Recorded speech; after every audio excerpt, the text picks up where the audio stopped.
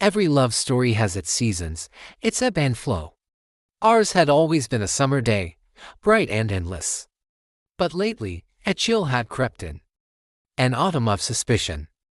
It started subtly, almost imperceptibly. A change in Elena's routine. She, who was always home before the sun dipped below the horizon, started coming back late, the scent of turpentine and oil paints clinging to her like a secret. At first, I didn't think much of it. She's an artist, I told myself. Inspiration is a fickle thing, it doesn't watch the clock. But the late nights became a pattern. She'd slip into bed long after I'd fallen asleep, her movements quiet, careful, as if not to wake the questions I was trying so hard to ignore. One evening, while I was tidying up, I found a small smudge of ultramarine blue on the doorknob. My heart did a strange little flip. We hadn't used that color in our home studio for months. It was a specific, expensive pigment she'd only buy for a special project. Later that week, I saw it again, this time a faint streak on her car's steering wheel. It was a breadcrumb, a clue, but to what? My mind, a place that used to be filled with trust, started to build its own narrative. The long hours, the distant smiles, the way she'd quickly close her laptop when I walked into the room. I'd catch her staring into space, a thoughtful, almost pained expression on her face. When I'd ask what was wrong, she'd just shake her head, smile that tired smile, and say, "Just thinking." One Saturday, I decided to do some laundry. As I was emptying her pockets, my fingers brushed against a folded piece of paper. It was a receipt. Not from a restaurant, not from a store, but from a place called the Gilded Frame, a custom framing shop across town. The date was from 2 days ago. And the item listed. A large, ornate gold frame. My mind raced. What was she framing? And why was it a secret? That evening, the distance between us on the couch felt like miles. The silence was heavy, punctuated only by the flickering of the TV screen. I wanted to scream, to ask her what was going on, to shatter this fragile peace we were pretending to maintain. But the fear of what I might hear kept my lips sealed. What if the truth was worse than the stories my imagination was weaving? What if our perfect summer had truly ended? The next day, she said she was going out to run some errands. It was the same vague excuse she'd been using for weeks. But this time, something broke inside me. I couldn't sit in the unknown any longer. A part of me, the part I was ashamed of, decided to follow her. It felt like a betrayal, but my own sense of being betrayed was stronger. I kept a safe distance, my car a shadow behind hers. She drove for nearly an hour, heading towards the coast, to a part of town we rarely visited. She pulled into the parking lot of an old, industrial-looking building. A sign above the door read the Waterfront Gallery. My stomach clenched. A gallery. I watched from my car as she got out, carrying a large, canvas-wrapped object. It was heavy. She struggled with it for a moment before a man came out of the gallery to help her. He smiled warmly at her, and they disappeared inside. I sat there for what felt like an eternity, my world tilting on its axis. My worst fears were solidifying, painting a picture I didn't want to see. I drove home in a daze. The house felt cold, empty. Her scent was everywhere, a constant reminder of the warmth that was now missing.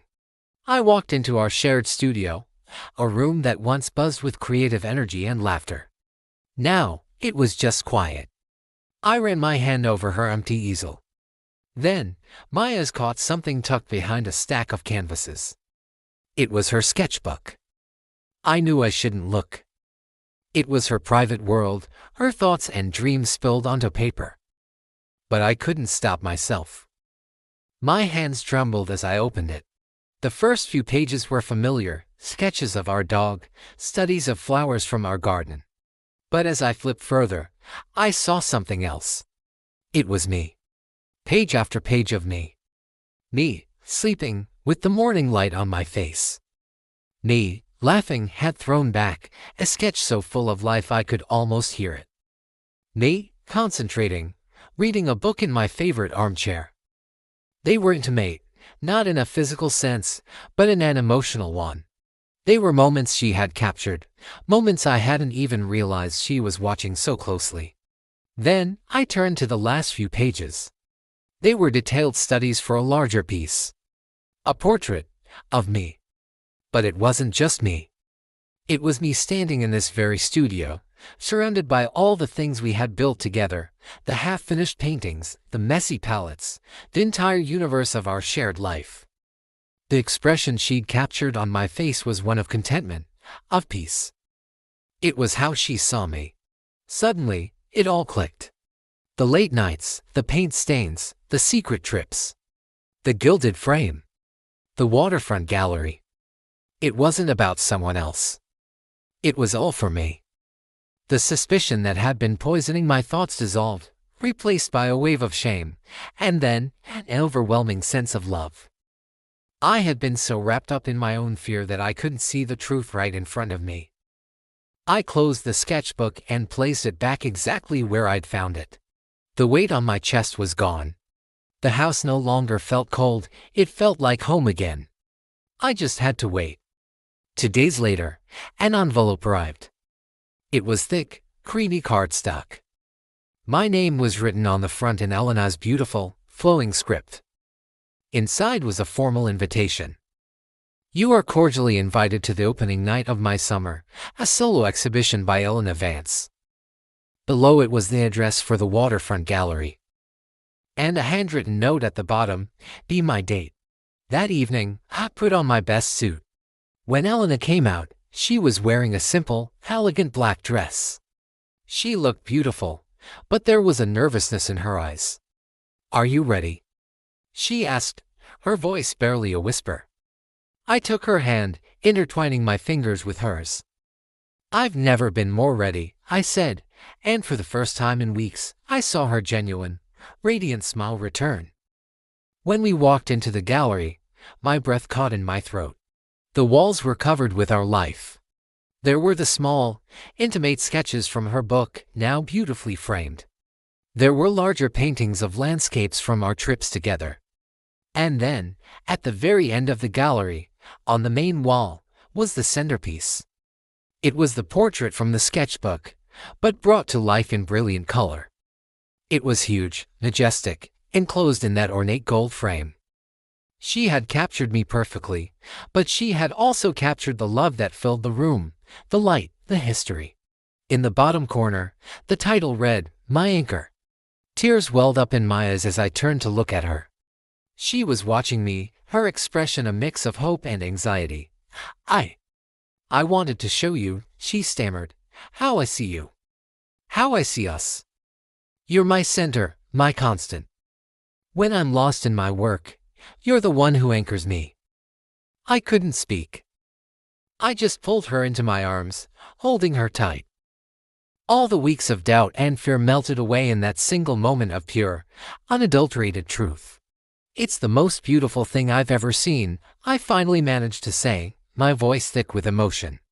She buried her face in my shoulder. I'm sorry I was so distant, she whispered. I just wanted it to be a perfect surprise. I pulled back, wiping a tear from her cheek. It is perfect. I looked from the painting back to her face. The chill of autumn was gone. The endless, bright, warm summer day had returned. And I knew in that moment that our love was its own masterpiece, a work of art we were creating together, day by day. Thanks for watching our story. Don't forget to like and subscribe for more.